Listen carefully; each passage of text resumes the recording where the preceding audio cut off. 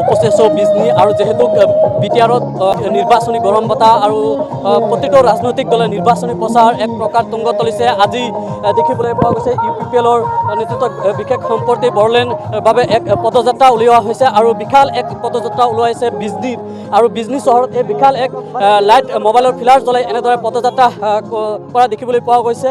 আৰু এই পদযাত্ৰা বিজনী ইহৰ পৰা ওলোৱা এই পদযাত্ৰা বিশেষকৈ সমগ্ৰ বিজনী চহৰ আজি পৰিভ্ৰমণ কৰিব ইতিমধ্যে আমি দেখিবলৈ পাইছোঁ।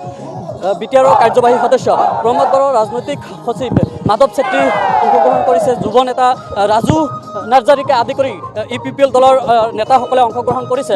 বিশেষকৈ ক'ব লাগিব যেহেতু বিটিআৰৰ নিৰ্বাচন সমাগত বিটিআৰৰ নিৰ্বাচন আৰু বিটিআৰৰ নিৰ্বাচনক লৈ UPPL দলে জোৰদাৰ গতিত যি নিৰ্বাচনী প্ৰচাৰ এক প্ৰকাৰ তুংগত তুলিছে আৰু এনেদৰে যি দলীয় যি কাৰ্যসূচী এনেদৰে অব্যাহত ৰাখিছে।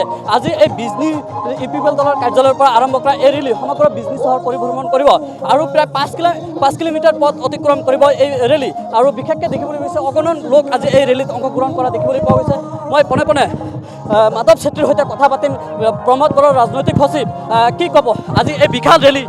আজি আমি বিটিআৰৰ বিজনী এই চহৰত আমি এটা শান্তি সম্প্ৰীতিৰ বাবে এটা পিচ ৰেলীটো আমি ইয়াত কৰি আছোঁ।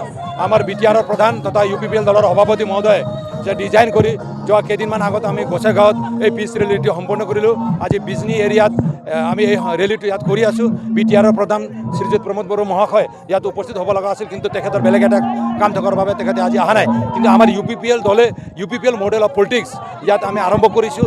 UPPL মডেল অফ পলিটিক্সটো আমাৰ বিটিআৰৰ 35 লক্ষ মানুহ আৰু 26টা জনগোষ্ঠীয়ে আজি মানে আঁকোৱালি লৈছে। সকলো জাতি জনগোষ্ঠী সকলো ধৰ্মাৱলম্বী মানুহে আজি প্ৰমোদ বড়ো ডাঙৰীয়াৰ ওপৰত এটা আস্থা প্ৰকট কৰিছে। গতিকে আমি আজি বিশেষকৈ শান্তি আৰু সম্প্ৰীতিৰ যি এটা মেছেজ বা যি এটা এজেণ্ডাটো আগত ৰাখি আমি এইবেলি এই নিৰ্বাচনত আমি আগুৱাই আছোঁ।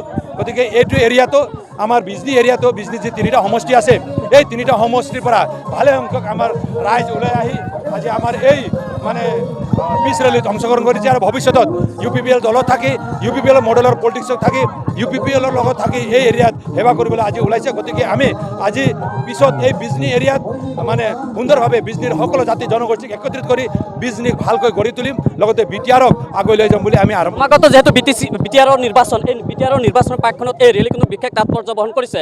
সমান্তৰালভাৱে BJPয়ে এই একে যি বিভিন্ন সভাসমূহ কৰি থকা দেখিবলৈ পোৱা গৈছে, কি ক'ব? এইটো নিজৰ নিজৰ এজেণ্ডা হ'ব। সকলো পলিটিকেল পাৰ্টিৰ নিজৰ নিজৰ এটা এজেণ্ডা হ'ব। PPFৰো নিজৰ এজেণ্ডা আছে, BJPৰো নিজৰ এজেণ্ডা আছে, কংগ্ৰেছৰো নিজৰ এজেণ্ডা আছে। আমাৰ কথাটো হ'ল গণতন্ত্ৰটো আমি ইষ্টাব্লিছ কৰিছোঁ। প্ৰমোদ বড়ো ডাঙৰীয়াৰ নেতৃত্বত ইয়াত এটা শান্তি আহিছে। এই শান্তিটো মানে পাৰ্মানেণ্টলি ইয়াত লৈ যোৱাৰ কাৰণে আমাৰ যি চিন্তাধাৰা তাত আমি কাম কৰি আছোঁ। ৰাজনীতি সকলোৱে কৰিব পাৰে, এইটো ডেম'ক্ৰেটিক কাউণ্ট্ৰি, গতিকে ৰাজনীতিত কৰিবলৈ কোনো বাধা নাই। সকলোৱে ইয়াত উপস্থিত হৈ জাতি জনগোষ্ঠীৰ মাজত ডেম'ক্ৰেচিৰ যি এটা সৌন্দৰ্যটো এই সৌন্দৰ্যটো ইয়াত আমি ইষ্টাব্লিছ কৰিছোঁ। গতিকে আমি আমাৰ দলৰ হৈ আমি কাম কৰিছোঁ আৰু আমাৰ দলত বিটিআৰৰ ৰাইজে আস্থাত লৈছে, এইটো ইয়াত প্ৰায় নিশ্চিত হৈ পৰিছে। হয়, ৰাজু নাৰ্জাৰীক দেখিবলৈ পাইছোঁ, কি ক'ব আজিৰ এই বিশাল ৰেলী? স্বতঃস্ফূৰ্তভাৱে লোক আজি ওলাই আহিছে। আমাৰ বিটিআৰবাসী ৰাইজ আজি 5 বছৰ UPPLৰ চৰকাৰ পাই প্ৰমোদ বড়োৰ চৰকাৰ পাই পেলাই উৎফুল্লিত হৈছে, ফূৰ্তিত আছে, শান্তিত আছে, সকলো উন্নয়নৰ ফল পাইছে। এই ফূৰ্তিতে আজি এই শোভাযাত্ৰাটো উলিওৱা হৈছে। বিশেষকৈ নিৰ্বাচন সমাগত বিশেষ তাৎপৰ্য বহন কৰিব, কি ক'ব?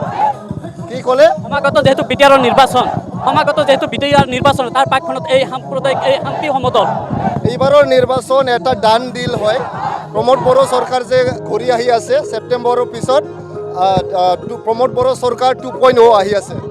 এয়া হ'ল প্ৰমোদ বড়ো চৰকাৰৰ 2.0 আহি আছে। ৰাজু নাৰ্জাৰী মন্তব্য। ক'ব লাগিব যেহেতু বিশাল এই ৰেলী সমদল, বহু লোক ইয়াত অগণন লোক এই সমদলত অংশগ্ৰহণ কৰা দেখিবলৈ পাইছে। বিজনী চহৰৰ মাজমজিয়াত এনেদৰে UPPLৰ এই বিশাল ৰেলীত এনেদৰে বৃহৎ এক ৰেলী ওলোৱাই এনেদৰে লাইটৰ মোবাইলৰ লাইট জ্বলাই এনেদৰে বিশাল ৰেলীত পুৰুষ মহিলাসকলে অংশগ্ৰহণ কৰা দেখিবলৈ গৈছে।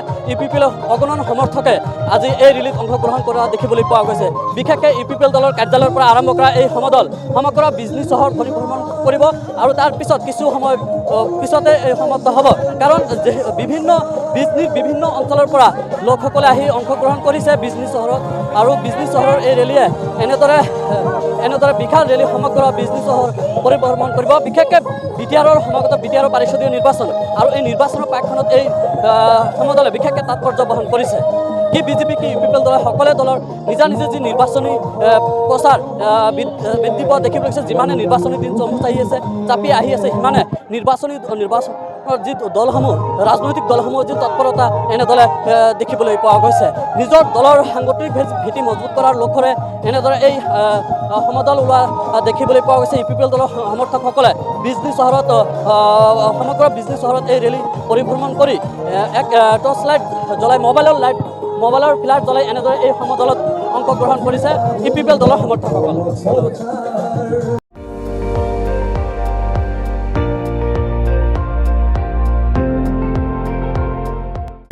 আপুনি চাই আছে ND24 সৰ্বশ্ৰেষ্ঠ নহয় সৰ্বোত্তমৰ দৌৰ।